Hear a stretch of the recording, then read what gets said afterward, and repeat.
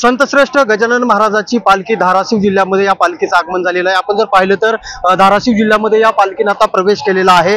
तब्बल 750 किलोमीटरचा प्रवास करून शेगाव येथील संतश्रेष्ठ गजानन महाराजांची पालखी जी आहे ती आज धाराशिव जिल्ह्यामध्ये दाखल झालेली आहे। धाराशिव जिल्ह्यातील कळंब शहरामध्ये या पालखीचं आता आगमन झालेलं आहे। अगदी शिस्तबद्ध पालखी म्हणून जी आहे ती या पालखीची ओळख आहे। जर आपण पाहिलं तर धाराशिव कळंब शहरामध्ये येथील जे स्थानिक पदाधिकारी असतील त्याचबरोबर प्रशासनाच्या वतीने या पालखीचं जोरदार असं स्वागत देखील केलेलं आहे। अगदी मोठ्या प्रमाणावर जे आहेत ते वारकरी हरिनामाचा गजर करत गणगण गणात बोते असा गजर करत जे आहेत या पालखीमध्ये सहभागी झालेला आपल्याला पाहायला मिळत आहेत। अगदी कळंबकरांनी देखील मोठ्या प्रमाणावर या पालखीचं जे आहे ती मोठ्या उत्साहामध्ये या ठिकाणी स्वागत केलेलं पाहायला मिळतंय।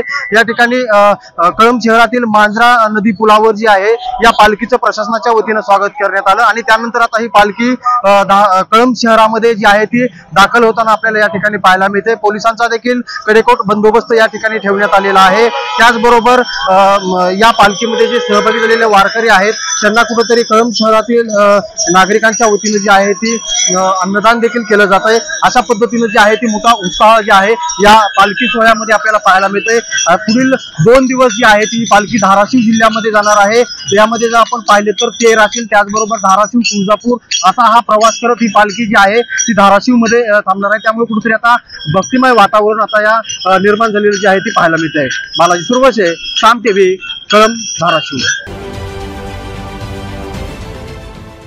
देश विदेशातील प्रत्येक घडामोडींचे लाईव्ह अपडेट मिळवण्यासाठी आता साम टीव्हीच्या सर्व सोशल मीडिया प्लॅटफॉर्मला लाईक, फॉलो आणि सबस्क्राईब करा।